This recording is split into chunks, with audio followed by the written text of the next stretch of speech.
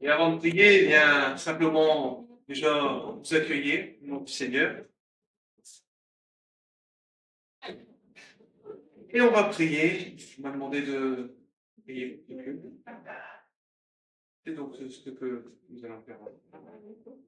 Père éternel, nous te rendons grâce pour cette nouvelle journée que tu nous accordes, mais aussi ce rassemblement que tu nous permets d'avoir ce matin dans la communion fraternelle pour louer, glorifier ton nom. Seigneur, merci parce que tu nous permets encore ce matin de pouvoir partager la joie que tu as placée dans nos cœurs à cause de l'immense salut que tu as accompli en Jésus. Merci Seigneur de bénir chacun, chacune. Que cette assemblée, Seigneur, soit sous ta main et que encore ce matin, nous puissions vraiment de tout notre cœur élever le nom de Jésus, ce nom qui a été donné et qui était au-dessus de tous les noms. Merci Père et bénis ta parole, bénis les chants, et que tout soit pour la gloire de ton nom. Au nom de Jésus. Amen. Amen.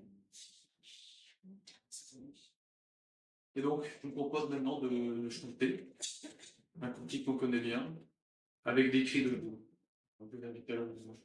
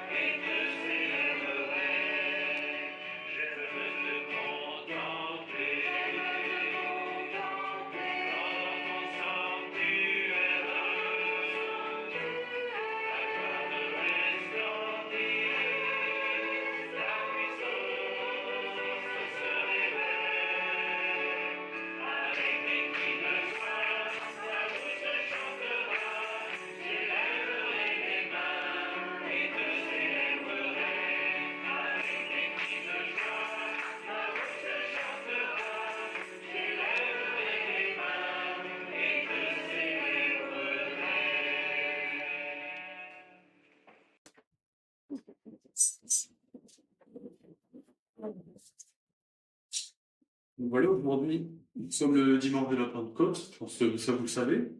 Donc on célèbre la venue du Saint-Esprit sur les disciples de Jésus. Et jeudi dernier, c'était l'Ascension, donc le moment où Jésus, après sa résurrection, s'était levé dans la gloire vers les cieux.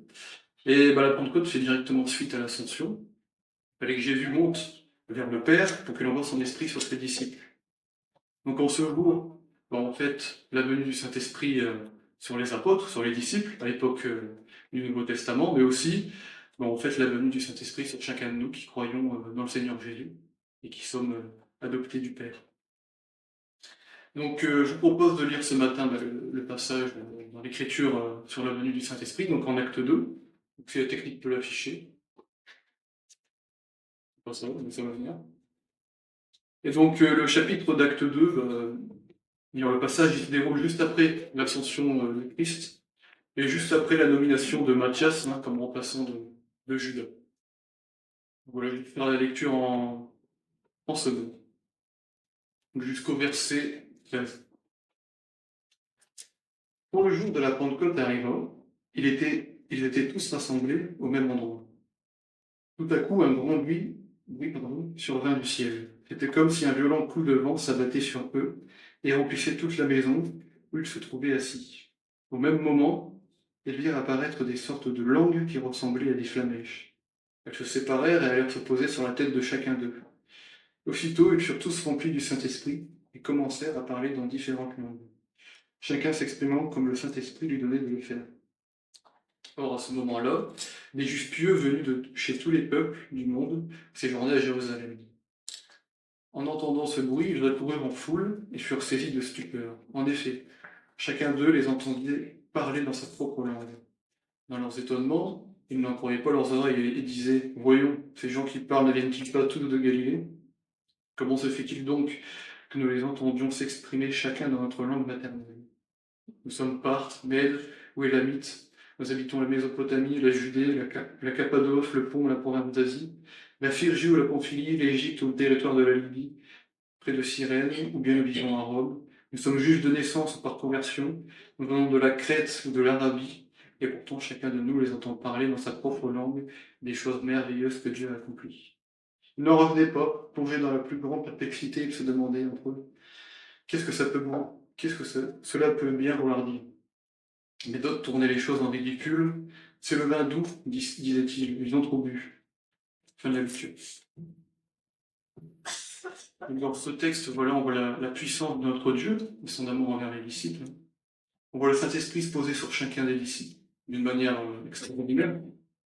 Cette venue, elle s'accompagne d'un miracle où les disciples, remplis de l'Esprit, s'expriment en des langues étrangères qu'ils ne parlaient pas et annoncent les choses merveilleuses de Dieu. Une grande foule est là, d'origine et d'horizons différents, de langues différentes, et ils s'étonnent de cet événement parce que chacun entend les merveilles de Dieu dans sa langue maternelle. Donc ça, cet événement qu'on lit en acte 2, il est fondamental parce que le Saint-Esprit, il équipe les apôtres et leur permet d'être des témoins de Jésus pour annoncer l'évangile à Jérusalem, dans la Samarie et jusqu'au bout du monde. Et même l'évangile est venu ici à Dunkerque. Donc voilà. Et donc après la lecture de ce passage, j'aimerais rappeler quelques éléments essentiels de notre foi sur la personne du Saint-Esprit. Parce que je pense que c'est important et la Pentecôte, c'est l'occasion. Donc j'ai dit 2-3 choses et en appuyant avec des versets normalement qui sont nous. Je te dirai pourquoi quand on devra afficher les versets. Et premièrement, alors le Saint-Esprit n'est pas une puissance impersonnelle. Une sorte d'énergie, ou pire encore, une sorte de super-pouvoir. Au contraire, le Saint-Esprit, c'est une personne. Alors, nous croyons en Dieu, un Dieu unique, trinitaire, donc un dans son essence, il y a un seul Dieu, qui est de toute éternité 3 personnes distinctes, le Père, le Fils et le Saint-Esprit. C'est tout ce que c'est un peu compliqué à comprendre, mais c'est comme ça que l'Écriture nous présente le Seigneur. Et donc le Saint-Esprit, c'est la 3e personne de la Trinité divine, Dieu lui-même, le Dieu éternel. Donc nous avons en nous, quand on a le Saint-Esprit, Dieu le Saint-Esprit, c'est pas rien, il y a Dieu, c'est Dieu lui-même, c'est pas une énergie ou je sais pas quoi. C'est un point fondamental. Et pour un peu vous donner un exemple parmi tant d'autres dans l'Écriture, est-ce que tu peux afficher le premier verset? Donc on retrouve acte 5, en acte 5. Donc Pierre lui dit, Ananias, comment as-tu pu laisser Satan envahir à tel point ton cœur? Tu as menti au Saint-Esprit en cachant le réel de ton champ pour en détourner une partie à ton profit. Vas-y, après le verset 4. N'étais-tu pas libre de garder ta propriété ou même, après l'avoir vendue, ne pouvais-tu pas faire de ton argent ce que tu voulais? Comment as-tu pu décider en toi-même de commettre une telle action? Ce n'est pas à des hommes que tu as menti, mais à Dieu. Donc là, on voit que Ananias a menti au Saint-Esprit, mais Pierre dit aussi qu'il a menti à Dieu. Donc voilà, c'est un exemple dans l'Écriture parmi tant d'autres. On n'a pas le temps de tout détailler ce matin, mais je vous invite à fouiller les actes et les épîtres, où on voit bien la divinité du Saint-Esprit. Donc voilà. Ensuite, le Saint-Esprit nous a ouvert les yeux sur notre péché, à notre conversion, chose qu'il fait toujours dans nos vies maintenant que nous sommes en Christ, en montrant encore notre dépendance quotidienne à la croix. Vas-y, affiche le prochain verset. Donc, non, c'est pas celui-là. Par exemple, c'est dans l'ordre, normalement. Bon, je me suis peut-être trompé, mais je vais vous le lire, c'est pas grave. En Jean 16, verset 8. Et quand il sera venu, donc Jésus parle du Saint-Esprit, du Consolateur, il produira la preuve que le monde s'égare au sujet du péché, de ce qui est juste et du jugement. Voilà. Ensuite, le Saint-Esprit il nous applique aussi la sanctification, la transformation de notre cœur, qui est pécheur. Et ça, c'est Jésus qui l'a acquis pour nous. Donc là, tu peux mettre Galates 5. Et voilà, donc. Je vous dis donc ceci, laissez le Saint-Esprit diriger votre vie, et vous n'obéirez pas, au désir qui anime l'homme livré à lui-même. Et enfin, pour finir un peu ça, alors on est encore avant un point, le Saint-Esprit qui est en nous permet aussi d'avoir l'assurance de notre foi, la certitude quant à la véracité de l'Évangile. Il nous permet de voir Jésus et son salut tel qu'il nous est décrit dans la Bible. Et ça, c'est une chose qu'on ne peut pas comprendre sans l'intervention de l'Esprit qui nous éclaire. Donc, vas-y, affiche Romains 8. Donc, l'Esprit Saint lui-même et notre esprit nous témoignent ensemble que nous sommes enfants de Dieu. Voilà. Et pour finir, sur un peu ces quelques points non exhaustifs sur la personne du Saint-Esprit, le Saint-Esprit a inspiré la Bible. Donc, Dieu a soufflé, supervisé toutes les paroles que nous pouvons lire dans la Bible, tout en conservant la personnalité des auteurs humains. Cela signifie que la Bible est préservée de toute erreur. Dieu ne ment pas. Il n'a pas non plus menti en inspirant l'Écriture. Donc, vas-y, affiche le dernier verset en 2 Pierre. Voilà, donc, sachez avant tout qu'aucune prophétie de l'Écriture n'est le fruit d'une initiative personnelle. En effet, ce n'est pas par une volonté humaine qu'une prophétie a jamais été apportée, mais c'est poussé par le Saint-Esprit que les hommes ont parlé de la part de Dieu. Voilà, donc les choses sont assez claires, et on peut se réjouir de ça. Donc voilà, je vous invite ce matin, ce jour de Pentecôte, à considérer la grâce qu'on a d'avoir le Saint-Esprit et l'amour que Dieu déverse en nous par son Esprit. Et je vous invite à chanter ce chant, à toi la gloire. On va chanter à la gloire de Jésus, notre Seigneur et Sauveur ressuscité, qui nous a envoyé son Esprit. Voilà. Chantons.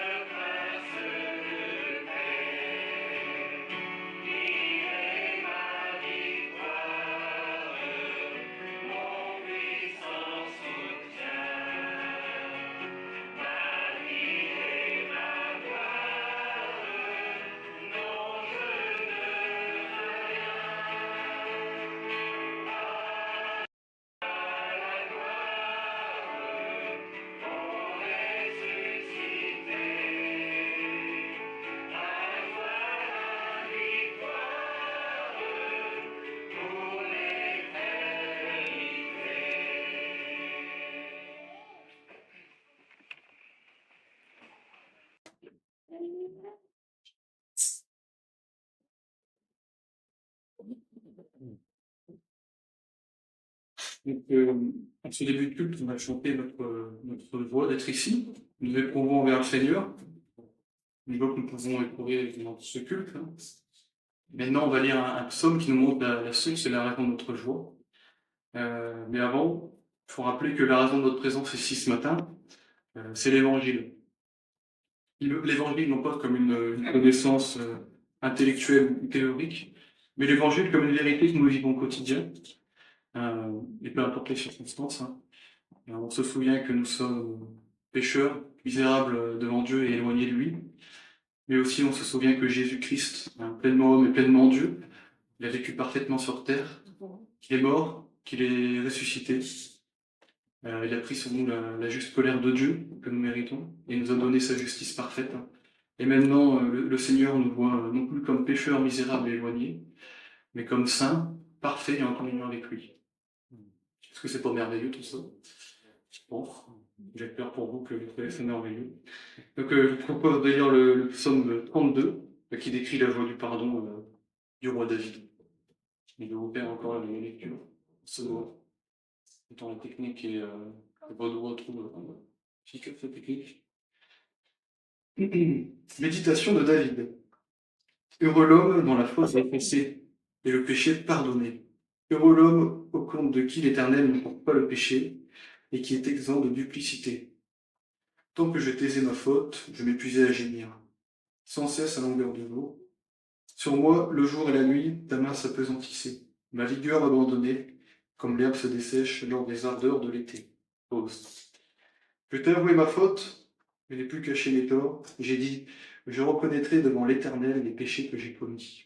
Alors tu m'as déchargé du poids de ma faute. Pause. Ainsi que tout homme qui t'est attaché te prie au temps opportun. Si les grandes eaux déferlent, leurs flots ne l'atteignent pas. Tu es un abri pour moi, tu me gardes du danger. Autour de moi retentissent les chants de la délivrance. Tu as dit, je t'instruirai, je t'indiquerai le chemin que tu devras emprunter. Je serai ton conseiller, mes yeux veilleront sur toi. Ne soyez donc pas stupide comme un cheval, un mulet, dépourvu d'intelligence. Non, il faut donc dompter la foule par la bride et par le noir, sans quoi elles ne viendront pas vers toi.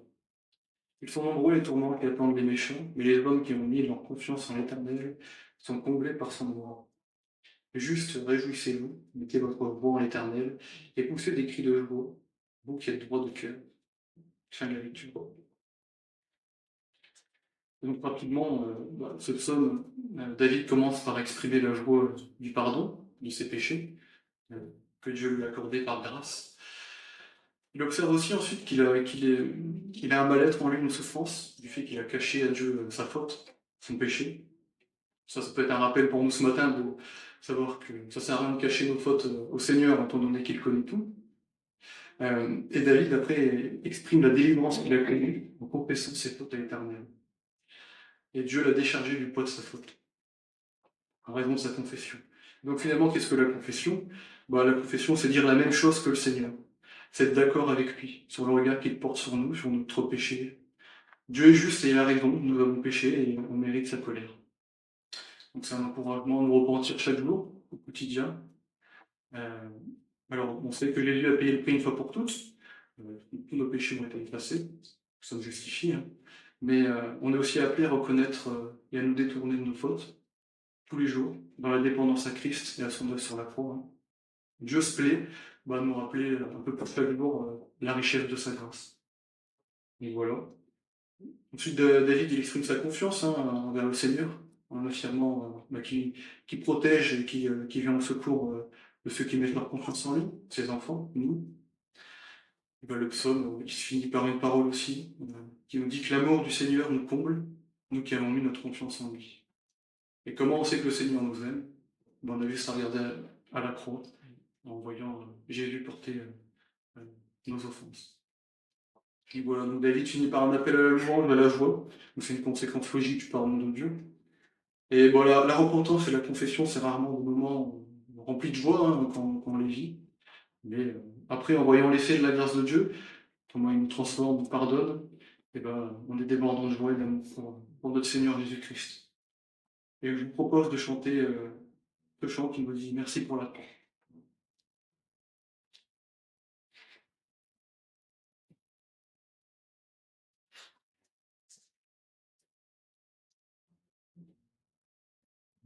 Merci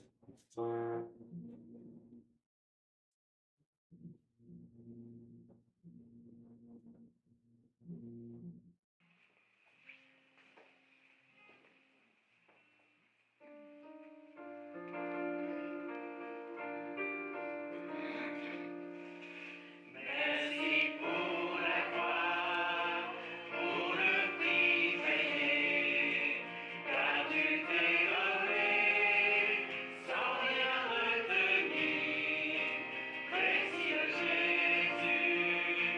Précieux Jésus, ils sont pardonnés nos nombreux péchés, couverts par ton sang. Ils sont oubliés. Merci au Jésus, merci au Jésus. À toi mon amour, mon cœur Seigneur. Je ne comprendrai jamais pourquoi tu m'aimes. Tu es mon bonheur, ma suprême joie. Et voici le plus grand miracle à mes yeux, c'est que je fais ta joie. C'est pour nous guérir que tu as souffert. Tu as pris nos peurs, donné ton amour. Précieux Jésus, précieux Jésus. C'est accompli, tu as triomphé, tu peux nous sauver si parfaitement. Merci au Jésus, merci au Jésus. À toi mon amour, tout mon cœur Seigneur. Je ne comprendrai jamais pourquoi tu m'aimes. Tu es mon bonheur, ma suprême joie. Et voici le plus grand miracle à mes yeux, c'est que je fais ta joie.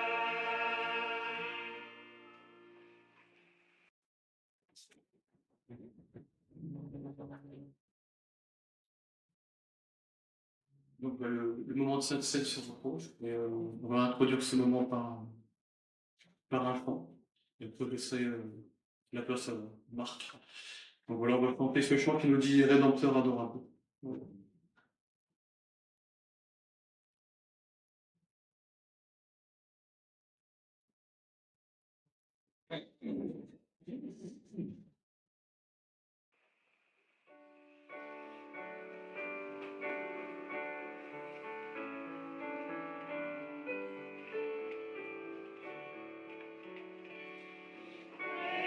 Rédempteur adorable,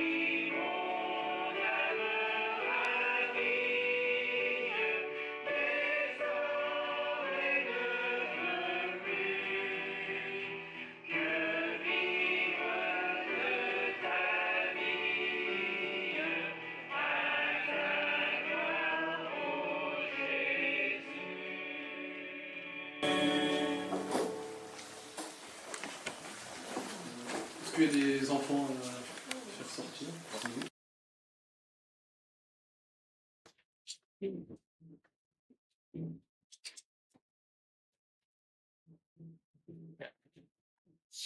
Il faut reprendre un verset, psaume qu'Alex nous a lu la semaine dernière, hein, et qui m'a. Psaume 33, c'est la suite. Hein. Je vais faire que lire la suite de ce que Bastien nous a lu jusqu'à présent. Mais je prends qu'un seul verset, hein, le psaume 33. C'est le verset 4 qui dit que la parole de l'Éternel est droite, toute son œuvre est sûre. La parole de Dieu est droite. Droite, ça fait penser à la rectitude, à ce qui va droit au but. Mais aussi à la droiture, à ce qui est empreint de vérité et de fidélité. La parole de Dieu est une parole qui est puissante. C'est une parole qui produit quelque chose, hein, qui est action. Et ce qu'elle produit, c'est une œuvre sûre. Cette œuvre dans l'Écriture, elle est annoncée, elle est expliquée, elle est illustrée, et enfin, elle est accomplie. Et ce psaume 33 nous montre, hein, qui est en principe la suite du psaume 32, hein, comme Alex nous l'a dit, ça formait un seul psaume. Les spécialistes pensent que c'était un seul psaume au début. Il fait référence à la première œuvre de Dieu, à la création. Et il nous révèle que cette création, que cette œuvre de Dieu trouve son origine dans l'amour de Dieu. Elle est marquée par l'Esprit de Dieu. Il donne son esprit à l'homme afin qu'il ait en lui la vie. La parole de Dieu produit la vie. Et à la fin de cette création, Dieu dit, où il trouve que tout cela était très bon. Cette parole de Dieu est sûre, elle accomplit des choses très bonnes. Dans l'œuvre de Dieu, il n'y a pas d'approximation, il n'y a pas de raté, il n'y a pas de défaut, il n'y a pas de malfaçon. Ce que Dieu accomplit est très. Cette parole accomplit l'œuvre parfaite à laquelle elle est destinée. Mais l'œuvre de Dieu n'est pas terminée. Son amour n'est pas au bout de ce que Dieu veut accomplir. On le sait très bien. La première création de Dieu a été abîmée par le péché. Le péché que l'homme a fait entrer dans le monde. Et Dieu ne peut pas se satisfaire de ça. Dans son amour, il ne veut pas se satisfaire de ça. Car il sait très bien que le salaire du péché, c'est la mort. Et la mort, ça fait tâche dans son œuvre parfaite de vie. Et voilà pourquoi Dieu entreprend de créer une nouvelle création. Et c'est exactement ce que Pierre, il explique dans le discours qu'il fait au moment de la Pentecôte. On peut peut-être l'afficher, hein, on est dans Acte 2 à partir du verset 14, hein, donc je vous ai dit ce sera la suite, hein, le psaume qui suit, les versets qui suivent. Alors Pierre, prit la parole. Alors je me permets de le lire là-dessus, hein, parce que avec les allergies, là, ma vue est troublée. Alors Pierre se leva entouré des 11 et d'une voix forte, il dit à la foule, « Écoutez-moi bien, vous qui habitez la Judée et vous tous qui séjournez à Jérusalem. Comprenez ce qui se passe. Certains d'entre vous insinuent que ces hommes seraient ivres, mais pas du tout, il est à peine 9 heures du matin. Mais maintenant se réalise ce qu'avait annoncé le prophète Joël. Voici ce qui arrivera, dit Dieu, dans les jours de la fin des temps. Je répandrai de mon esprit sur tous les hommes. Vos fils, vos filles prophétiseront, vos jeunes gens par des visions, vos vieillards par des songes recevront des révélations.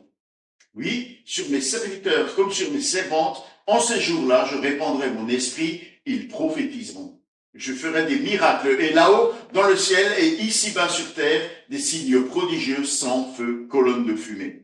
et le soleil s'obscurcira, la lune deviendra de sang, avant que la venue du jour du Seigneur, ce jour grand et glorieux. Alors seront sauvés tous ceux qui feront appel au Seigneur. Écoutez bien, Israélites, ce que j'ai à vous dire. Vous le savez tous, Jésus de Nazareth, cet homme dont Dieu vous a montré qu'il approuvait en accomplissant par son moyen au milieu de vous des miracles, des signes et des actes extraordinaires, a été livré entre vos mains conformément à la décision que Dieu avait prise et au projet qu'il avait établi d'avance. Et vous l'avez tué en le faisant crucifier par des hommes qui ne connaissent pas Dieu.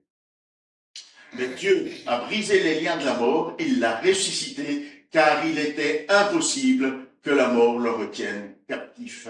En effet, David dit de lui, je voyais le Seigneur constamment devant moi, car il est à ma droite pour que je ne vacille pas. Voilà pourquoi mon cœur est plein de joie et pourquoi mes paroles débordent d'allégresse, même mon corps reposera dans l'espérance. Tu ne m'abandonneras pas dans le séjour des morts, tu ne laisseras pas ton serviteur fidèle se décomposer dans la tombe. Car tu m'as fait connaître le chemin de la vie, tu me combleras de joie en ta présence. Mes frères, permettez-moi de vous parler franchement. Le patriarche David est bel et bien mort et enterré. Son tombeau existe encore près d'ici aujourd'hui. Mais il était prophète et il savait que Dieu lui avait promis, sous la foi du serment, de faire asseoir sur son trône un de ses descendants. Ainsi, il a entrevu par avance la résurrection du Christ et c'est d'elle qu'il parle en disant que Dieu ne l'abandonnera pas dans le séjour des morts et qu'il ne laissera pas son corps se décomposer. Dieu a ressuscité des morts, ce Jésus dont je parle, nous en sommes tous témoins. En effet. Ensuite, il a été élevé pour siéger à la droite de Dieu, et maintenant, comme Dieu l'a promis, il a reçu du Père l'Esprit Saint, et il l'a répandu sur nous. C'est là ce que vous voyez et entendez. En effet, David, lui, n'est pas monté au ciel, mais il a dit, le Seigneur a dit à mon Seigneur, viens siéger à ma droite, jusqu'à ce que j'ai mis tes ennemis comme un escabeau sous tes pieds. Voici donc ce que tout le peuple d'Israël doit savoir avec une entière certitude. Dieu a fait Seigneur et Messie ce Jésus que vous avez crucifié. Merci. Cette œuvre que Jésus est venu accomplir, elle a été annoncée, elle a été expliquée, elle a été illustrée par les textes de l'Ancien Testament et finalement, aujourd'hui, dit Pierre, cette parole s'accomplit. La puissance créatrice de Dieu est à nouveau à l'œuvre. C'est une œuvre sûre qui est accomplie. C'est le salut de Dieu. Il est accompli en Jésus-Christ. Jésus-Christ, la parole de Dieu faite chair. Et cette œuvre, elle est à nouveau scellée du Saint-Esprit. La vie de Dieu, d'abord par Jésus-Christ, le premier ressuscité des morts, et ensuite la vie éternelle pour tous ceux et toutes celles qui placent leur confiance en lui. C'est déjà dit dans la fin du psaume 33, hein? Nous avons confiance en toi, fais-nous grâce. Le psalmiste a déjà entrevu qu'à cause de son amour, on peut faire confiance à Dieu, parce qu'il agit avec nous, non pas à cause de ce que nous serions capables de faire ou de produire, mais à cause de sa grâce, à cause de sa compassion pour nous. Dieu conduit son œuvre à son terme et en donnant Jésus-Christ pour le salut des hommes, et il conduira son œuvre à son terme par le retour de Jésus-Christ qui, comme nous dit ce texte, il est élevé en gloire et il reviendra dans sa gloire.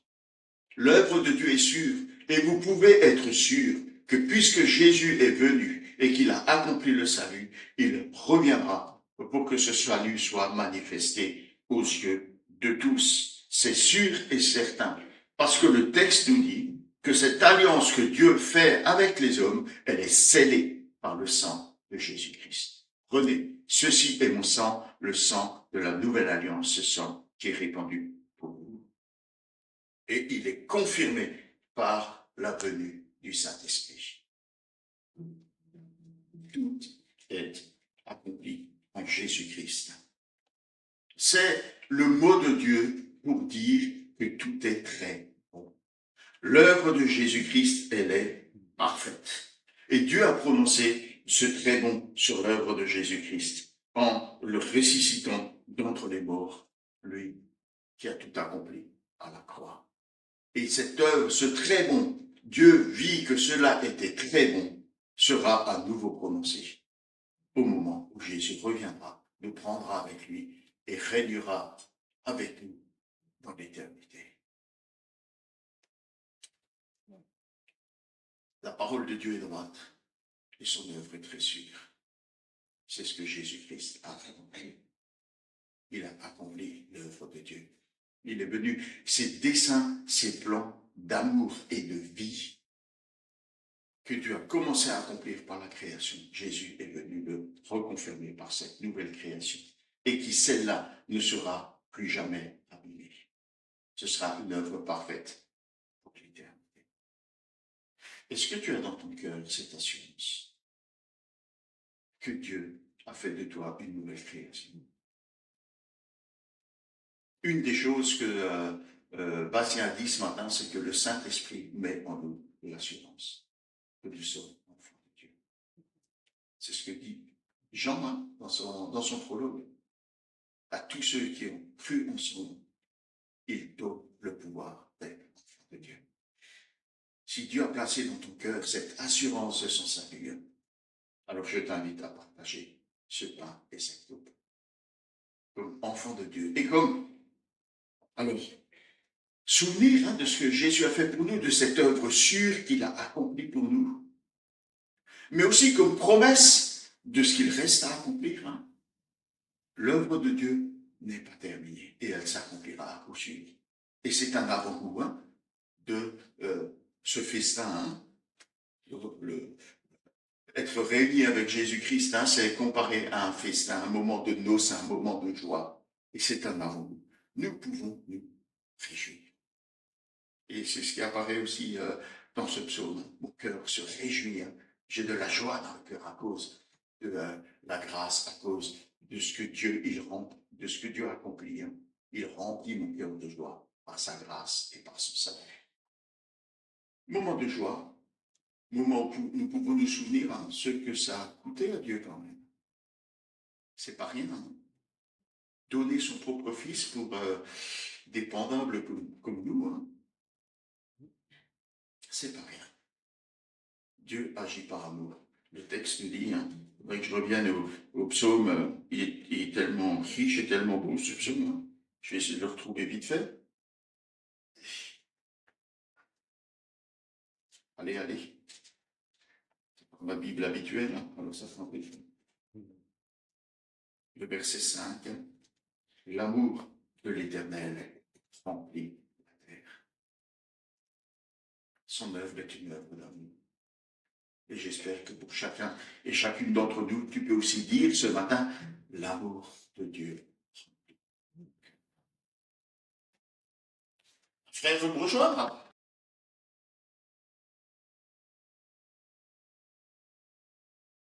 Donc, la charte de partager la parole de Dieu.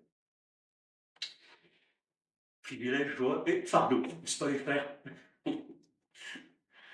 Alors aujourd'hui, nous allons continuer notre série sur l'épître aux Thessaloniciens, que Gabriel a commencé il y a 15 jours, avec une excellente introduction.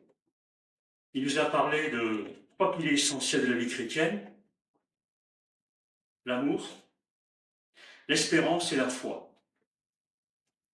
Alors pour ma part, ce matin, j'aimerais vous poser une question. Quel est, selon vous, l'aspect le plus important de la vie du chrétien, ou d'un chrétien, d'une chrétienne? Juste un peu. Alors, le missionnaire Jim Elliot, peut-être certains d'entre vous connaissent, il a vécu des choses assez difficiles, il est mort ce champ missionnaire d'ailleurs. Le caractère d'une personne détermine la qualité de son œuvre spirituelle. Alors, il continue en disant, dans le monde, certaines personnes peuvent produire de grandes œuvres malgré une vie personnellement désordonnée. Par exemple, Richard Wagner, célèbre compositeur, c'est pas un artiste de cinéma, hein, a écrit des musiques magnifiques. Pourtant, malgré son génie artistique, sa vie personnelle était marquée par des relations tumultueuses, des comportements immoraux, et dans bien des domaines, et des idées profondément contestables. Ah, d'ailleurs, Hitler admirait beaucoup ce compositeur, pour dire. Alors, cela nous rappelle une vérité importante. Dans bien des domaines, on peut réussir extérieurement, malgré un mauvais comportement. Un chrétien peut avoir des talents, des dons, des capacités, mais s'il perd son caractère, il perd quelque chose de fondamental pour son témoignage et son service. Car ce que nous sommes parle souvent plus fort que ce que nous disons. Et je pense ça pour moi déjà ce matin. Alors nous allons ouvrir notre Bible au chapitre de la première épître aux Thessaloniciens. Alors la lecture va être faite par Sylvie. Je vais demander à Marie-France. Marie-France doit travailler avec les d'ailleurs. Voilà, vas-y Sylvie, à voix haute, s'il te plaît. Merci. Vous-même, frères et sœurs, vous le savez aussi, l'accueil que vous nous avez réservé n'a certes pas été inutile. Nous venions d'être maltraités et insultés à Philippe, comme vous le savez. Mais Dieu nous a donné toute l'assurance nécessaire pour vous annoncer, au milieu d'une grande opposition, la bonne nouvelle de l'Évangile qui vient de lui. En effet, si nous invitons les hommes à croire, ce n'est pas parce que nous serions dans l'erreur ou que nous aurions des motifs malhonnêtes ou que nous voulions les tromper. Non, c'est parce que Dieu nous a jugés dignes d'être chargés de la proclamation de l'Évangile et nous l'annonçons pour plaire non aux hommes, mais à Dieu qui juge notre cœur. Jamais, vous le savez, nous n'avons eu recours à des discours flatteurs. Jamais nous n'avons tenté de vous exploiter. Dieu en est témoin. Nous n'avons jamais cherché à être applaudis par les hommes, pas plus par vous que par d'autres. Alors même qu'en tant qu'apôtres de Christ, nous aurions pu vous imposer notre autorité. Au contraire, pendant que nous étions parmi vous, nous avons été pleins de tendresse, comme une mère qui prend soin des enfants qu'elle nourrit. Ainsi, dans notre vie d'affection pour vous, nous aurions voulu non seulement vous annoncer l'évangile de Dieu, mais encore donner notre propre vie pour vous, tant que vous nous étiez devenus chers. Vous vous souvenez, frères et sœurs, de nos travaux et de toute la peine que nous avons prise, tout en travaillant de nos mains, jour et nuit, pour n'être à charge à aucun de vous. Nous vous avons annoncé l'Évangile qui vient de Dieu. Vous en êtes témoins, et Dieu aussi. Nous nous sommes comportés envers vous qui croyez d'une manière pure, juste et irréprochable. Et vous savez aussi de quelle manière nous avons agi à l'égard de chacun de vous, comme un père le fait pour ses enfants. Nous avons cessé de vous transmettre des recommandations, de vous encourager et de vous inciter à vivre d'une manière digne de Dieu qui vous appelle à son royaume et à sa gloire. Et voici pourquoi nous remercions Dieu sans nous lasser en recevant la parole de Dieu que nous vous avons annoncée. Vous ne l'avez pas accueillie comme une parole purement humaine, mais comme ce qu'elle est réellement, c'est-à-dire la parole de Dieu qui agit avec efficacité en vous qui croyez. Vous l'avez montré, frères et sœurs, en suivant l'exemple des églises de Dieu en Judée qui sont unies à Jésus-Christ, car vous aussi, vous avez souffert de la part de vos compatriotes les mêmes persécutions qu'elles ont endurées de la part des Juifs. Ce sont eux qui ont fait mourir le Seigneur Jésus et les prophètes. Ils nous ont persécutés nous-mêmes. Ils ne se soucient nullement de plaire à Dieu et se montrent ennemis de tous les hommes. Ils essaient en effet de nous empêcher d'annoncer la parole aux non-juifs pour que ceux-ci soient sauvés, et ils portent ainsi à leur comble les péchés qu'ils ont toujours commis. Aussi, la colère de Dieu a-t-elle fini par les atteindre en ce Merci Sylvie, c'est bien, merci. Merci pour ta lecture, c'est gentil. Voilà. Alors, si vous avez suivi les différentes prédications sur les actes des apôtres, que c'est celles qu'on fait sur les Thessaloniciens, ou si récemment vous avez eu l'occasion de lire les actes des apôtres, vous vous rappelez peut-être que dans la ville de Philippe, où Paul et Silas avaient annoncé l'évangile, ils avaient fondé l'église, ils avaient donné leur témoignage, tout ça, et se sont retrouvés en prison suite à une délivrance qu'ils avaient opérée auprès d'une esclave qui était animée d'un esprit de python, donc un esprit de divination. Alors Paul et Silas ont été maltraités, ils ont été emprisonnés. À leur libération, ils ont repris leur route pour finalement arriver à Thessalonique, où se trouve une synagogue dans laquelle Paul expose l'évangile et doit faire face à une hostilité accrue des religieux juifs. Gabriel nous en a parlé il y a 15 jours.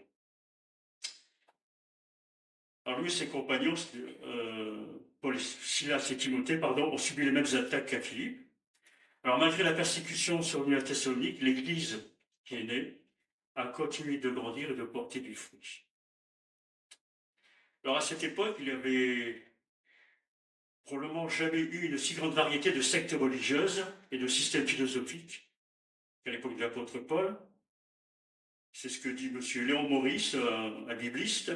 Il disait que d'est en ouest, l'est et l'ouest, s'étaient unis et mélangés pour produire un amalgame de piété véritable, de valeurs morales élevées, de superstition et de licences grossières. Les mystères orientaux, la philosophie grecque et les divinités locales se faisaient concurrence pour obtenir la faveur des gens. Le tout sous l'égide de la différence romaine qui occupait le terrain. Comme ça, de toute croyance, de tout pays, philosophes connus, magiciens, astrologues, fanatiques, il dit même des cinglés, vrais, faux, justes et fripouilles, escrocs et saints, se bousculaient et réclamaient l'attention des crédules et des sceptiques. Alors Paul et ses compagnons ont été pris pour cible et accusés d'agir comme ces charlatans. Alors, face à ces accusations, Paul se voit contraint de défendre son ministère. En d'autres termes, ce qu'on dit aujourd'hui, son leadership spirituel. Alors, dans ce contexte, Paul rappelle l'importance de reconnaître les véritables serviteurs de Dieu, les véritables serviteurs de la parole. Pour cela, il invite les Thessaloniciens à considérer la manière dont lui et ses compagnons missionnaires se sont comportés lors de leur séjour à Thessalonique. Donc on voit que Paul souligne les critères qui permettent d'identifier un ouvrier de la parole authentique, peu importe le service qu'il rend, type de service, prédicateur, balayeur, quel que soit son service qu'il fait pour le Seigneur au sein de l'Église. Alors cela nous conduit à nous poser une question. Comment annoncer la meilleure façon l'Évangile sans donner l'impression d'être des charlatans? Alors moi j'ai relevé 3 points dans ce texte. Le vrai serviteur, ou ouvrier, ou ministre, voilà, pour moi c'est du pareil au même. Ils font confiance à Dieu, ils pratiquent ce qu'ils prêchent, deuxième point. Et en troisième point, ils obtiennent du résultat. Il se passe quelque chose, obligatoirement. Alors le premier point, c'est que les vrais ouvriers, les serviteurs de Dieu, ils font confiance. Paul et Silas ont subi des torts à Philippe, on les a battus, humiliés, emprisonnés illégalement. Ensuite, ils sont partis à Thessalonique, comme je vous l'ai dit. Ils ont subi la même opposition qu'à Philippe. On les a faussement accusés de trahison. Alors, je pense qu'après une telle expérience, la plupart d'entre nous auraient pris la poudre d'escampette, n'est-ce pas? Décider de prendre des vacances, ou bien chercher une excuse pour ne plus continuer son service. Dans les moments difficiles, on a souvent envie de tout laisser tomber, de passer à autre chose. C'est tout à fait naturel, n'est-ce pas? Surtout quand l'opposition devient de plus en plus terrible. Alors malgré les difficultés, Paul est resté fermement déterminé à poursuivre son service de prédicateur de l'Évangile. Alors, ce qu'il nous dit, mais Dieu nous a donné toute l'assurance nécessaire. D'autres traduisent la hardiesse. Moi, je préfère la hardiesse. Pour vous annoncer, au milieu d'une grande opposition, la bonne nouvelle de l'Évangile qui vient de lui. Alors, en analysant toutes les expériences de l'apôtre Paul, s'il disait les actes des apôtres, et puis dans ses épîtres, il en parle aussi, il est clair que sa force de résilience était uniquement due à l'action du Seigneur. C'est pas avec ses petites forces qu'il a réussi à s'en sortir. Hein. Ce n'est pas en lui-même qu'il a trouvé son assurance, mais exclusivement en Dieu. Il avait une confiance totale pour le soutenir. Alors, comme il dira plus tard aux Éphésiens, il se sentait fort dans le Seigneur. Il encourageait les Éphésiens à puiser leur force, puiser votre force dans le Seigneur et dans sa grande puissance. Sa faiblesse humaine était plus utile pour que s'accomplisse la puissance de Dieu. Vous connaissez tous ces versets. Je trouve ainsi ma joie dans la faiblesse, les insultes, la détresse, les persécutions, les angoisses que j'endure pour Christ. Car c'est lorsque je suis faible que je suis tellement fort. Sa confiance en Dieu n'a pas été perturbée malgré tout ce qu'il a vécu. Sa foi est restée inébranlable. Je crois qu'il connaissait vraiment le Dieu dans lequel il s'appuyait. Il a fait confiance à Dieu pour le délivrer, pour lui ouvrir des portes, pour l'annonce de la parole de Dieu, pour guider son ministère et pour le protéger dans les moments les plus vulnérables. Même quand il était en prison, il a chanté les louanges de Dieu, pour ceux qui étaient là il y a quelque temps, on a parlé de ça. Dans la prison où il était, il a chanté avec son ami Silas, et un tremblement de terre. Le geôlier qui a eu peur a voulu se suicider, parce qu'il avait peur des représailles de ses supérieurs. Paul lui a dit « arrête-toi ». Et le geôlier a entendu l'évangile prêché par l'apôtre Paul. Même dans des circonstances les plus terribles, l'apôtre Paul restait confiant dans son Seigneur. Et là, il s'est passé des choses formidables. Le geôlier est devenu un disciple du Christ et s'est fait baptiser. Paul a annoncé la parole au milieu de bien des combats. Il a dû batailler ferme pour implanter une église à Philippe. Il a été de même à Thessalonique. Le combat pour annoncer le salut en Jésus peut être très rude. On peut le vivre personnellement. Notre peur, nos craintes d'être ridicules peuvent nous paralyser intérieurement.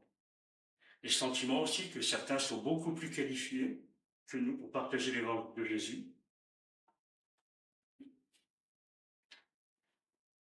Il y a toujours des pressions aussi pour rendre le message de l'évangile moins exclusif. Quand je dis je suis le chemin, la vérité et la vie, c'est pas très entendable dans notre culture. On peut nous faire des pressions pour diluer notre message, pour faire quelques compromis, pour l'arranger, pour pas se retrouver et perturber la mentalité ambiante. L'évangile n'est pas un simple sujet de discussion ou un simple point de vue religieux. Chacun croit ce qu'il veut, tu crois ce que tu veux, c'est très bien.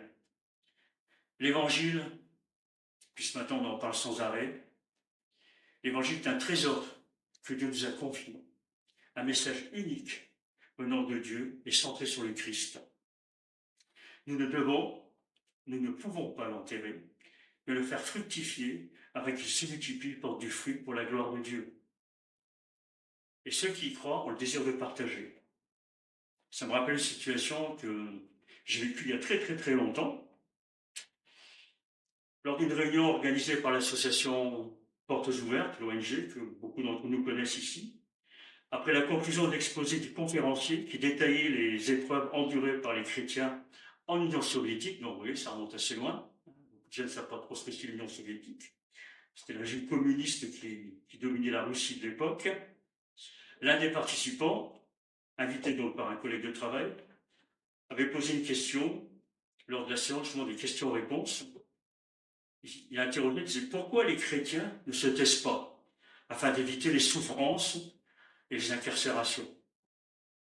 Cette personne n'arrivait pas à concevoir que les chrétiens, qui évoluent dans un environnement hostile à l'évangile, persistaient à diffuser la bonne nouvelle du salut et de témoigner autour d'eux. Alors, ce jour de Pentecôte, comme c'était si bien rappelé ce matin, le monde chrétien célèbre le souvenir de la descente du Saint-Esprit. Bastien l'a rappelé, Marc l'a rappelé aussi, dans le Saint-Esprit descendu sur les premiers disciples. Et rappelons-nous les paroles de Jésus. Le Saint-Esprit descendra sur vous, vous recevrez une puissance, sa puissance, et vous serez mes témoins. Donc la fidélité dans le service chrétien ne dépend pas de nos capacités, mais surtout de la confiance en Dieu. C'est lui qui donne la force, la sagesse et la persévérance. La persévérance nécessaire. Et je reviens à ce que disait Paul, je puis tout par celui qui me fortifie. Alors je me pose la question, à la fin de ce premier point, dans quelle mesure nous mettons notre confiance dans le Seigneur afin de demeurer des ouvriers fidèles? Deuxième point que j'aimerais aussi partager, qui sera un peu plus long. Les vrais serviteurs sont sincères parce qu'ils prêchent, parce qu'ils vivent ce qu'ils prêchent. Je suis des mots là. Tout d'abord, le message de l'apôtre provient d'une source authentique. Comme le dira lui-même, si nous invitons les hommes à croire, ce n'est pas parce que nous serions dans les... C'est pas du blablabla, c'est pas du baratin. Lorsqu'il parle d'erreur, il ne s'agit pas simplement d'une méprise ou d'un malentendu de bonne foi, mais plutôt d'une volonté délibérée et malveillante. De plus, sa manière d'agir n'était en aucun cas une tentative de tromperie. Pourtant, ses opposants l'ont accusé d'hérésie. Ses opposants juifs, donc il le traitait d'hérétique, ce qui menaçait l'unité et la pureté de la foi, tout en lui reprochant des comportements immoraux et un manque d'honnêteté. En Inde, actuellement, il n'y a pas qu'en Inde d'ailleurs, le travail social des chrétiens est présenté par les nationalistes comme une incitation à se tourner vers la foi chrétienne. Bon, les chrétiens qui font du social sont des manipulateurs. Hein. Alors une simple plainte suffit donc pour obtenir l'arrestation d'un prêtre ou d'un pasteur ou d'un chrétien qui témoigne de sa foi. Comme j'ai dit, la prédication de Paul et son enseignement repose sur la vérité, centré sur le message de la mort et la résurrection du Christ, dont on l'a rappelé encore ce matin, c'est-à-dire la bonne nouvelle, autrement dit l'évangile. Pour mieux comprendre, entrons à présent un peu plus loin dans le cœur du message de l'évangile. Alors, je vais citer quelques versets, Marc il en a déjà cité un. Dans 1 Corinthiens 15, versets 1 à 8, si on peut l'afficher, c'est sympa. Ça, tout le monde pourra le voir et le lire ensemble.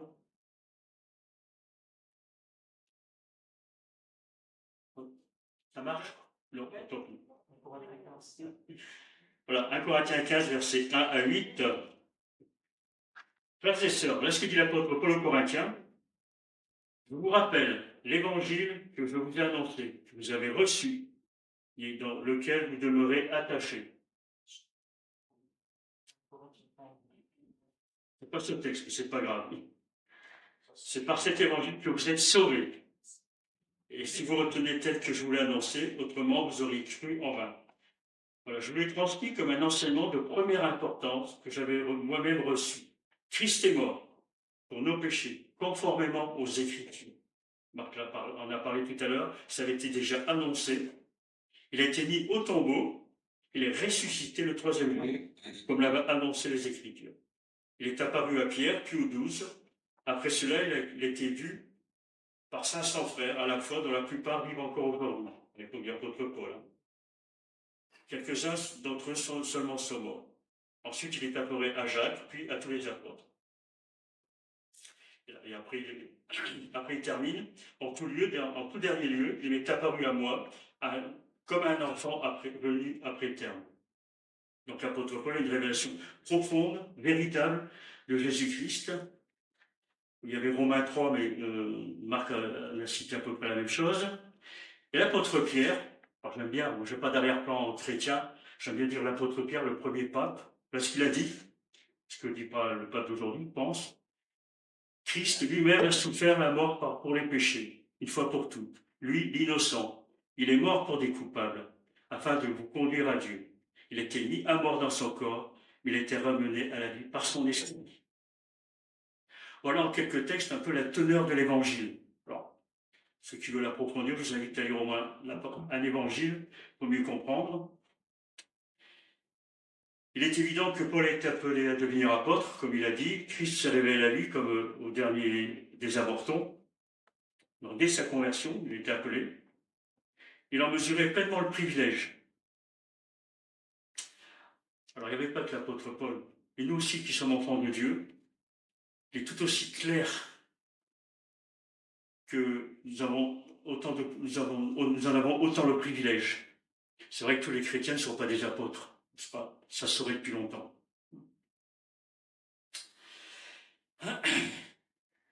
Voilà, nous avons tous autant de privilèges, nous qui avons placé notre confiance en Jésus-Christ.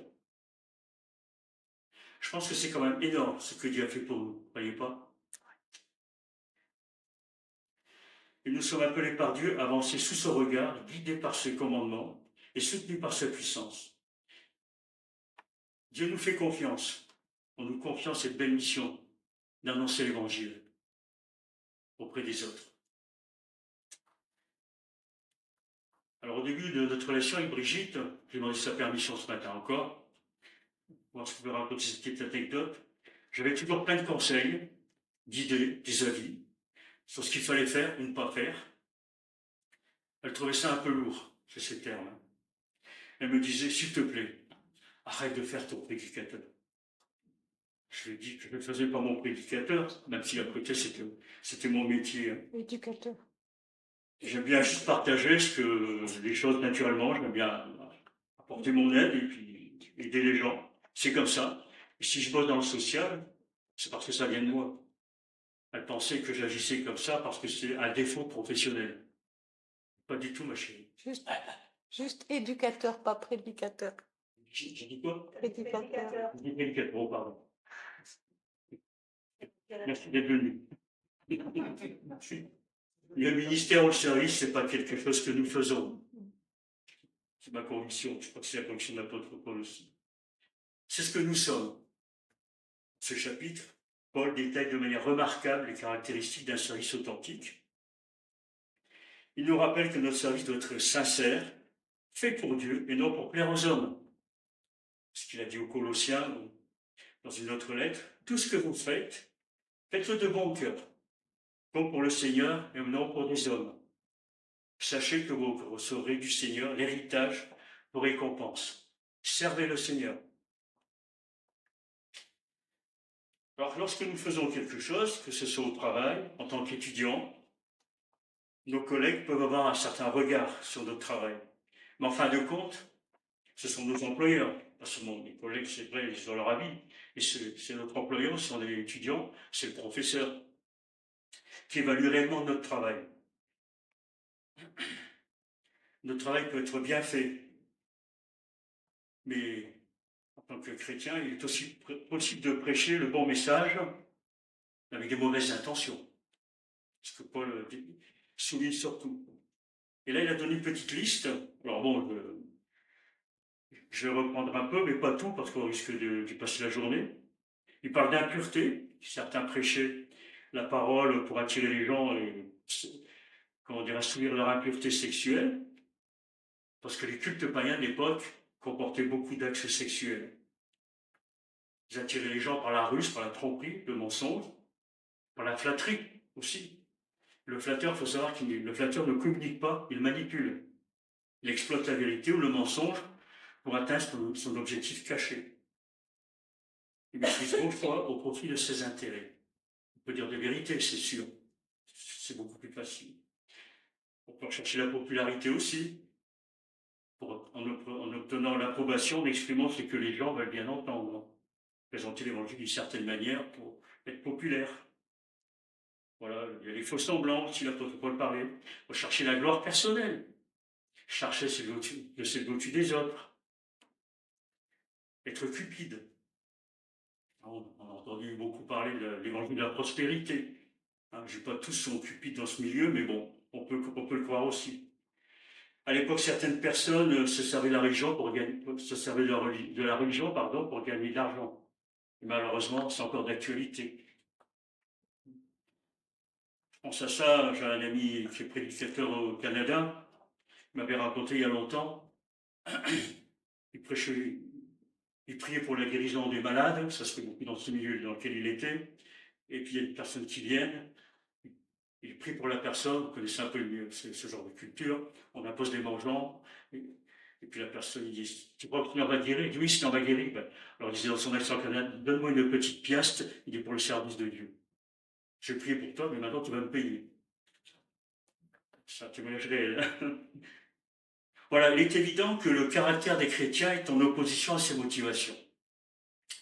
Paul, comme tout véritable ouvrier, ouvrière du Seigneur, cherchera surtout à garder une conscience irréprochable devant Dieu et devant les hommes, sachant que c'est le Seigneur qui détermine la note finale.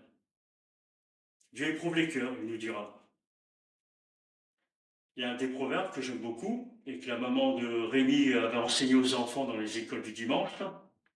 Par-dessus tout, veille soigneusement sur ton cœur, car il est la source de tout ce qui fait ta vie. Alors Paul, dans son leadership, veille avec soin que son ministère ne soit jamais terni par des comportements négatifs. Il cherche à préserver ainsi la réputation de son ministère, de son service, de son travail pour le Seigneur, par une conduite toujours très sincère, intègre et irréprochable. Il veillait sur lui-même. Et je pense à ça, il disait à l'apôtre, à Timothée, et veille sur toi-même comme sur ton enseignement. Exhortation qui s'adresse à chacun, je pense. Et Paul fait aussi appel au témoignage des Thessaloniciens en plus de celui de Dieu. Vous êtes témoins, vous en êtes témoins, et Dieu aussi. Nous nous sommes comportés envers vous qui croyez d'une manière pure, juste et irréprochable. Il était assez confus. Vous êtes témoins de ma vie. Alors Paul nous offre là un modèle remarquable de ceux qui veulent servir le Christ. Il nous donne une série de comportements négatifs, contrairement à ce que je viens de dire tout à l'heure. Et la comparaison que Dieu fait de son action auprès des chrétiens est semblable à l'engagement d'une mère. C'est ce que souligne Martin Luther, voilà, cherchez son prénom, Martin Luther, et d'un père aussi envers ses enfants. Alors, le caractère d'une mère, la douceur, il donne l'exemple d'une nourrice qui prend soin, on a l'image devant les yeux, le sacrifice de soi, les mères passent des nuits auprès des enfants malades, pour ses compagnons n'ont pas communiqué seulement que de la doctrine, ils se sont donnés eux-mêmes, ils ont risqué leur vie pour enseigner, ils ont donné leur cœur, ainsi bien que leur message. Et son amour pour les Thessaloniciens était si grand qu'il était capable de mourir pour eux s'il le fallait. Ça secoue, Il a fait un travail laborieux, comme les papas qui se lèvent le matin pour aller gagner la croûte. J'ai connu ça dans ma jeunesse, mon père était mineur de fond, donc il fallait qu'ils se lèvent le matin pour aller travailler. Ils ont travaillé nuit et jour parmi les Thessaloniciens, sans rémunération, même s'ils y avaient droit. Et comme l'église était petite, donc il n'avait aucun soutien financier de part de cette église. Même à côté, il travaillait pour pouvoir subvenir à ses propres besoins et subvenir aux besoins des chrétiens thessaloniques. Il avait une conduite très pure aussi, une conduite sans reproche, aucun soupçon de mal. Voilà, il travaillait avec ferveur. Il voulait que les Thessaloniciens plaisent à Dieu et qu'ils aient la vie éternelle. Et son désir, le bien de l'Église était la motivation pour leur ministère, pour leur service. Alors, ces qualités exposées ces qualités exposées nous guident pour notre vie et notre témoignage quotidien.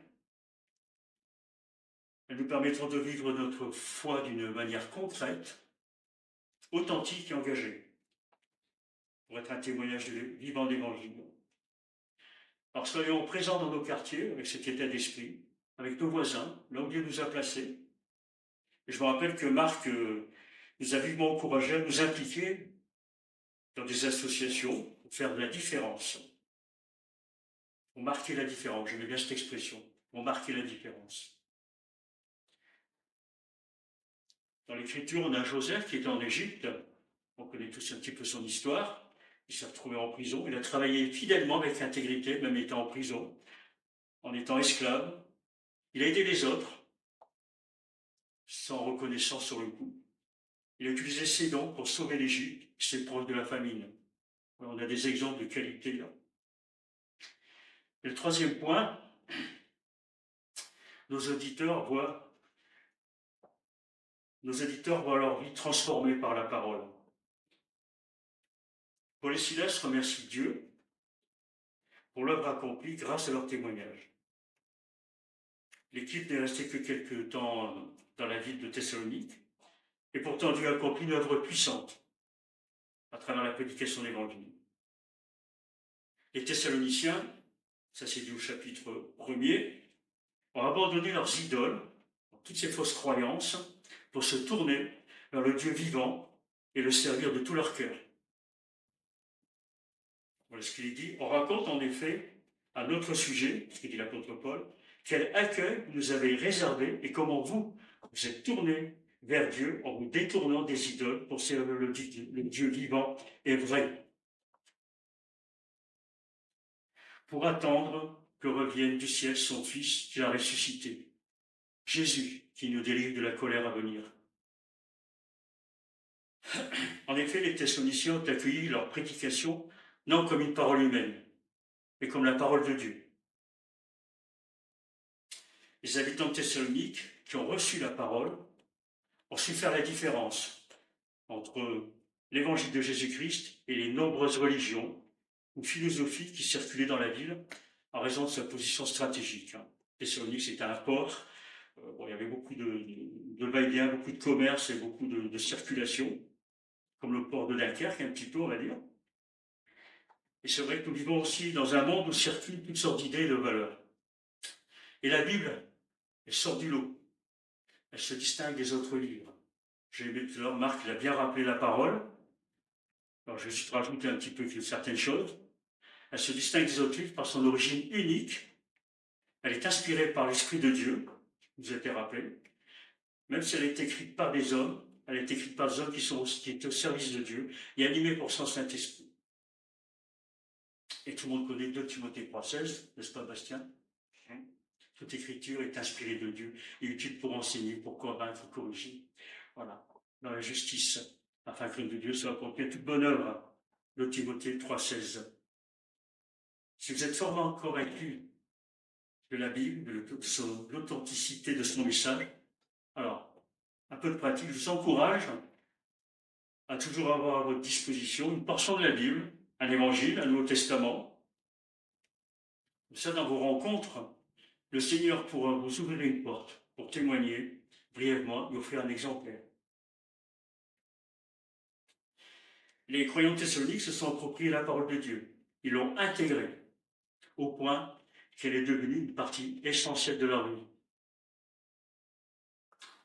Ils ont dû faire face à la persécution de la part de leurs propres compatriotes. La persécution ne les a pas épargnés, tout comme l'apôtre Paul et Silas avaient été aussi persécutés. Ils avaient fait la même expérience qu'eux. Mais malgré ces épreuves, ils sont restés fermes dans leur foi et montraient ainsi la profondeur de leur croyance et de leur foi, de leur engagement envers le Seigneur Jésus. On ne peut pas prêcher l'évangile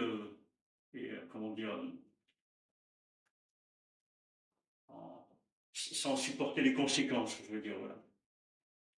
Le vrai prédicateur continuera à prêcher l'évangile quoi qu'il arrive. Le vrai témoin de l'évangile, je parle du prédicateur, mais je parle du vrai témoin. Les Juifs incrédules, par contre, comme on l'a vu dans le texte, forment un contraste avec des croyants thessaloniques. Ils s'associent à la foule des persécuteurs, des anciens prophètes, on vous a rappelé, et de ceux qui ont participé à la crucifixion du Christ. Il y a 2 camps. Ceux qui reçoivent la parole de Dieu et ceux qui la rejettent. Jésus nous met en garde. Faites donc attention à la manière dont vous écoutez, car à celui qui a, on donnera encore davantage, mais à celui qui n'a pas, on donnera même ce qu'il croit avoir. Alors de quelle manière écoutons-nous l'annonce de la parole? Les Thessaloniciens ont obéi pleinement à la parole, ils ont fait pleinement confiance, ils s'est mis à agir dans leur vie.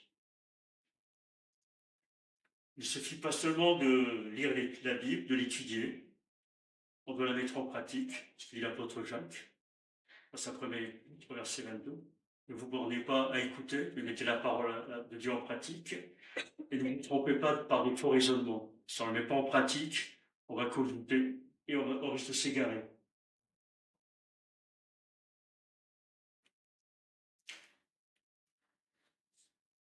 Jésus a ordonné à un homme paralysé d'étendre la main, ce que ce malade ne pouvait pas faire.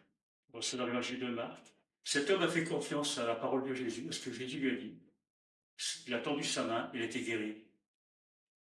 La parole est puissante, elle transforme les vies. Lorsque nous croyons à sa parole et que nous l'obéissons, Dieu libère sa puissance qui agit dans notre vie pour accomplir ses plans. La parole en nous est une source de puissance en temps d'épreuve et de souffrance. Alors si nous savons apprécier la parole, nous l'approprier et l'appliquer, alors toute notre vie, toute notre personne sera guidée par elle. Et Dieu nous donnera la victoire. Je vais juste aller rapidement à ma conclusion. Aujourd'hui, comme à l'époque de Paul, le choix demeure le même. Le choix de Dieu reste proposé à chacun. Ceux qui croient, qui obéissent à la parole, suivent l'exemple des croyants qui nous ont précédés, l'apôtre Paul et tous ces hommes, les saints comme l'on dit, dans la culture en général, ces exemples, ils percevront jusque dans la gloire. Mais ceux qui rejettent la parole de Dieu, qui s'y opposent d'une manière ou d'une autre, et certains ont persécuté les croyants, subiront la condamnation éternelle. Et cela doit nous attrister. Ce sont des réalités de l'Écriture, voilà. Conclusion, celui qui marche avec Dieu ne se contente pas de parler de la foi, il la vit, et sa vie devient un témoignage qui porte du fruit pour l'éternité. Alors moi, j'aimerais simplement juste prier. Je pense à un chant, mais bon, juste prier. On puisse réfléchir à ce texte. Est-ce qu'on est des exemples? Est-ce qu'on marche selon Dieu? Est-ce que, si on se dit chrétien, est-ce qu'on fonctionne comme Dieu le désire? J'ai fait des petites listes comme ça, on peut noter, là je suis plutôt comme ça, là je suis comme ça, là je suis comme ça, ou je ne veux pas être comme ça, je peux le formuler là-dessus. Voilà, je pense que je priais, puisqu'on peut réfléchir quelques instants. Je ne veux rien forcer, mais je veux vraiment qu'on réalise un peu ce qu'est la parole de Dieu pour chacun d'entre nous. Seigneur mon Père, je te bénir pour l'exemple de l'apôtre Paul, Silas, Timothée et des autres, qui ont été jusqu'au bout, qui n'ont pas tourné le dos, Seigneur, à ta parole, qui l'ont vécu pleinement et qui sont engagés à ta suite. Et comme tu dis, nul serviteur n'est plus grand que le maître. Et te suivre, c'est marcher pendant ta suite. Marc l'a rappelé tout à l'heure, c'est d'être comme le maître, c'est-à-dire Jésus. Et nous voulons recevoir de toi, Seigneur, pleinement cette capacité, cette force qui nous est donnée par le Saint-Esprit, qui est répandue depuis la Pentecôte, que tu as donné à ceux qui croient de marcher pleinement dans tes voies.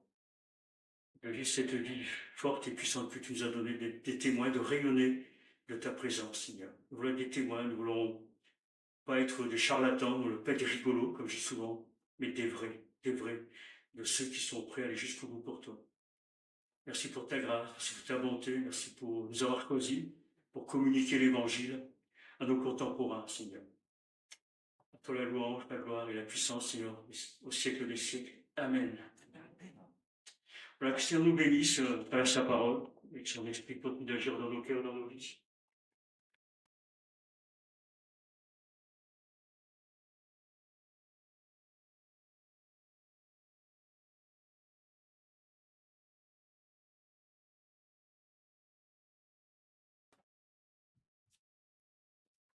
Bienvenue dans notre église, bienvenue pour ce culte et bienvenue pour le repas qui va suivre. Voilà, on reste ensemble si vous voulez bien partager le repas. Et pour cette semaine, nous aurons notre étude biblique mercredi soir à 19h30, ici et en Jitsi. Voilà, donc bienvenue à chacun et à chacune. Le groupe de quartier à 14h30 chez Annie. Regarde si personne gesticule au fond de la salle pour dire oui. Très bien. Et le groupe de jeunes samedi à 18h. Yes, à Caisse, Rémi à Caisse. Voilà. Et dimanche prochain, on démarre la journée par le temps de prière à 9h20. Et le culte à 10h. Voilà. Alors notre frère Gabriel, qui anime habituellement la réunion de prière le dimanche matin, a eu un empêchement ce matin de sa voiture, une crevaison. Hein. Donc, dans une voiture moderne avec plus de roue de secours et je sais pas quoi, enfin bref. Il a fait appel à la défenseuse et puis ça lui a dit on vient dans 1 heure. Hein. Il n'a pas pu être présent ce matin. Mais il salue chacun et chacune. Hein. Voilà. À vos agendas, donc le 6 juin, on aura nos CA. Et si je ne m'abuse, le 6 juin. La prochaine. La prochaine fois. Oui, c'est ça. Non, mais ça, c'est pas vrai. Voilà. Tu as une diapo derrière? Voilà les anciens diacres hein, se réuniront après. Voilà. Et puisqu'on est au mois de juin, t'as encore quelque chose derrière ou pas? Yes. Alors, matinée travaux le 20 juin. Donc, je reviens au 6 juin. Le 7 juin, on aura un échange de chefs. Hein, donc, voilà. Moi, je serai au CEP et Joël Atia, pasteur du CEP, sera présent ici hein, pour la prédication. Voilà. Et donc, le 20 juin, on aura à nouveau une matinée travaux. Voilà. Donc, chacun et chacune hein, est bienvenu. Voilà, j'ai découvert plein de bonnes volontés hein, sur la photo du reflet d'un dernier samedi de travaux. Voilà, venez, n'hésitez pas. Et on relance cette année, Onésime vous propose à nouveau cette année un livre pour l'été, hein, l'occasion de s'acheter un bon bouquin pour aller un peu plus loin hein, dans la parole de Dieu. Et voilà, venez, vous aurez un petit cadeau. Alors c'est pas des 100 et des 1000. Hein, on vous offrira un petit quelque chose pour marquer la page dans votre livre. Hein, un signet, une petite carte, un truc comme ça. Voilà. Donc un livre pour l'été. N'hésitez pas. Pensez-y pour vos vacances. Hein, un bon livre pour les vacances, ça peut faire toute la différence. Hein. Ça peut faire toute la différence. Et, tu veux l'anniversaire? Ça fait pas? Ça a l'air surpris. C'est mon anniversaire, ah ouais.